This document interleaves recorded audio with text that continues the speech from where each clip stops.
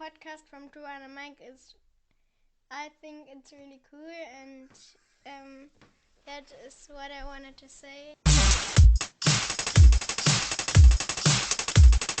Two and a mic. Two, two, two, two and a mic. Two, two, two, two and a mic.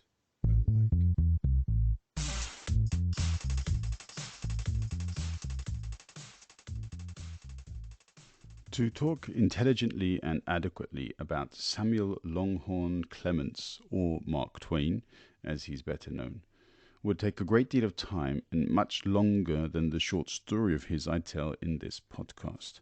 And in truth, there are far more knowledgeable people than I to refer to should you wish to investigate his life further. So I will look at things from a more personal perspective. Tom Sawyer and Huckleberry Finn are names that I grew up with. When I recall these names, I think of fun, summer, escaping school, being naughty, getting into trouble. I recall an uncomplicated world and a carefree attitude to life well in advance of any of the worries that came to blight my adult existence, and I imagine it to be the same for many, many other people. These fond recollections are what Mark Twain gifted me, and I am grateful for each and every one of them. I will no doubt refer back to old Sam, but for now I leave you with his short story entitled Luck. Enjoy.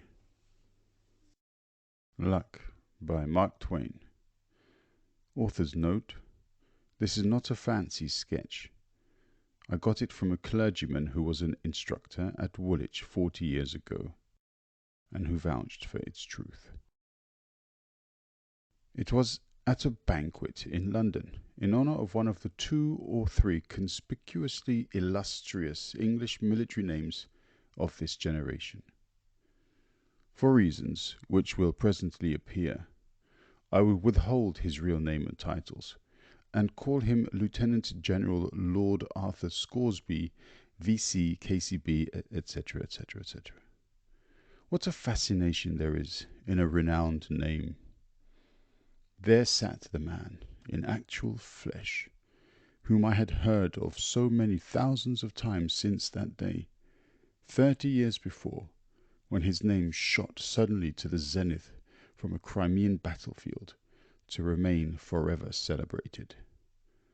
It was food and drink to me to look and look and look at that demigod, scanning, searching, noting the quietness, the reserve, the noble gravity of his countenance, the simple honesty that expressed itself all over him, the sweet unconsciousness of his greatness, unconsciousness of the hundreds of admiring eyes fastened upon him, unconsciousness of the deep, loving, sincere worship welling out of the breasts of those people and flowing toward him. The clergyman at my left was an old acquaintance of mine, clergyman now, but had spent the first half of his life in the camp and field, and as an instructor in the military school at Woolwich, just at the moment I have been talking about. A veiled and singular light glimmered in his eyes, and he leaned down and muttered confidentially to me, indicating the hero of the banquet with a gesture. Privately, he's an absolute fool. This verdict was a great surprise to me. If its subject had been Napoleon, or Socrates, or Solomon, my astonishment could not have been greater. 2 things I was well aware of: that the Reverend was a man of strict veracity, and that his judgment of men was good. Therefore I knew, beyond doubt or question, that the world was mistaken about this hero. He was a fool. So I meant to find out, at a convenient moment, how the Reverend, all solitary and alone, had discovered the secret. Some days later the opportunity came, and this is what the Reverend told me. About 40 years ago, I was an instructor in the military academy at Woolwich. I was present in one of the sections when young Scoresby underwent his preliminary examination. I was touched to the quick with pity, for the rest of the class answered up brightly and handsomely, while why, dear me, he didn't know anything, so to speak. He was evidently good, and sweet, and lovable, and guileless, and so it was exceedingly painful to see him stand there, as serene as a graven image, and deliver himself of answers which were veritably miraculous for stupidity and ignorance. All the compassion in me was aroused in his behalf. I said to myself, when he comes to be examined again, he will be flung over, of course, so it will be simply a harmless act of charity to ease his fall as much as I can. I took him aside and found that he knew a little of Caesar's history, and as he didn't know anything else, I went to work and drilled him like a galley slave on a certain line of stock questions concerning Caesar, which I knew would be used. If you'll believe me, he went through with flying colours on examination day. He went through on that purely superficial cram, and got compliments too, while others, who knew 1,000 times more than he, got plucked. By some strangely lucky accident, an accident not likely to happen twice in a century, he was asked no question outside of the narrow limits of his drill. It was stupefying. Well, all through his course I stood by him, with something of the sentiment which a mother feels for a crippled child, and he always saved himself, just by miracle, apparently. Now, of course, the thing that would expose him and kill him at last was mathematics. I resolved to make his death as easy as I could, so I drilled him and crammed him, and crammed him and drilled him, just on the line of questions which the examiners would be most likely to use, and then launching him on his feint. Well, sir, try to conceive of the result. To my consternation, he took the first prize, and with it he got a perfect ovation in the way of compliments. Sleep? There was no more sleep for me for a week. My conscience tortured me day and night.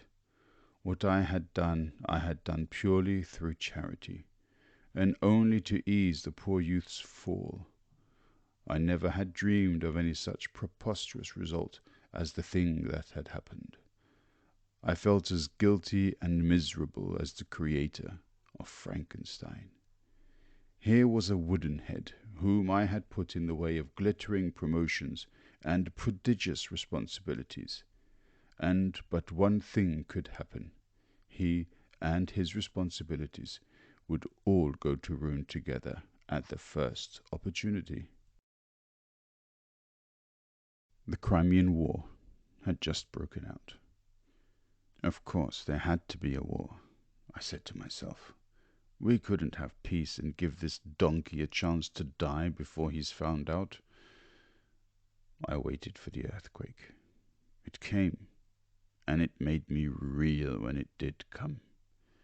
He was actually gazetted to a captaincy in a marching regiment. Better men grow old and grey in the service before they climb to a sublimity like that. And who could ever have foreseen that they would go and put such a load of responsibility on such green and inadequate shoulders? I could just barely have stood it if they had made him a cornet. But a captain, think of it! I thought my hair would turn white. Consider what I did. I, who so loved repose and inaction. I said to myself, I am responsible to the country for this, and I must go along with him and protect the country against him as far as I can. So I took my poor little capital that I had saved up through years of work and grinding economy, and went with a sigh and bought a cornetcy in his regiment, and away we went to the field. And there, oh dear, it was awful. Blunders? Why, he never did anything but blunder. But you see, nobody was in the fellow's secret. Everybody had him focused wrong and necessarily misinterpreted his performance every time. Consequently, they took his idiotic blunders for inspirations of genius. They did, honestly. His mildest blunders were enough to make a man in his right mind cry, and they did make me cry. And rage and rave too, privately. And the thing that kept me always in a sweat of apprehension was the fact that every fresh blunder he made increased the lustre of his reputation. I kept saying to myself, he'll get so high that when discovery does finally come, it will be like the sun falling out of the sky. He went right along up, from grade to grade, over the dead bodies of his superiors until at last, in the hottest moment of the battle of, down went our colonel, and my heart jumped into my mouth, for Scoresby was next in rank. Now for it, said I. We'll all land in Sheol in 10 minutes, sure. The battle was awfully hot. The Allies were steadily giving way all over the field. Our regiment occupied a position that was vital. A blunder now must be destruction. At this crucial moment, what does this immortal fool do but detach the regiment from its place and order a charge over a neighbouring hill where there wasn't a suggestion of an enemy? There you go, I said to myself. This is the end at last. And away we did go, and were over the shoulder of the hill before the insane movement could be discovered and stopped. And what did we find? An entire and unsuspected Russian army in reserve. And what happened? Were we eaten up? That is necessarily what would have happened in 99 cases out of 100. But no. Those Russians argued that no single regiment would come browsing around there at such a time. It must be the entire English army, and that the sly Russian game was detected and blocked. So they turned tail, and away they went, pell-mell, over the hill and down into the field, in wild confusion, and we after them. They themselves broke the solid Russian centre in the field, and tore through, and in no time there was the most tremendous rout you ever saw, and the defeat of the Allies was turned into a sweeping and splendid victory. Marshal Canrobert looked on, dizzy with astonishment, admiration, and delight, and sent right off for Scoresby, and hugged him, and decorated him on the field, in presence of all the armies. And what was Scoresby's blunder that time? Merely the mistaking his right hand for his left, that was all. An order had come to him to fall back and support our right, and instead he fell forward, and went over the hill to the left. But the name he won that day as a marvellous military genius filled the world with his glory, and that glory will never fade while history books last.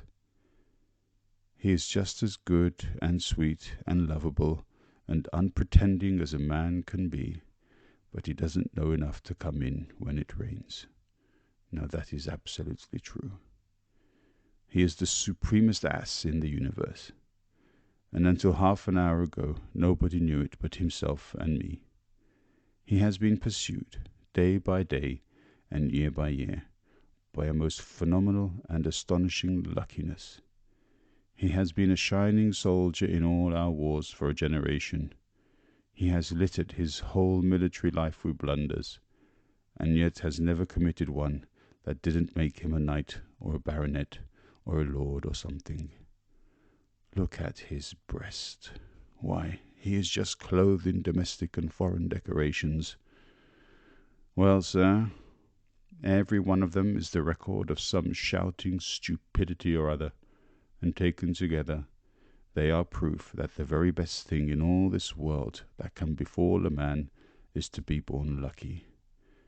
I say again, as I said at the banquet, Scoresby's an absolute fool.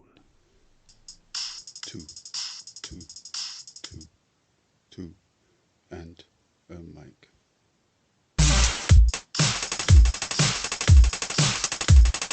Two and a mic. Two, two, two, two.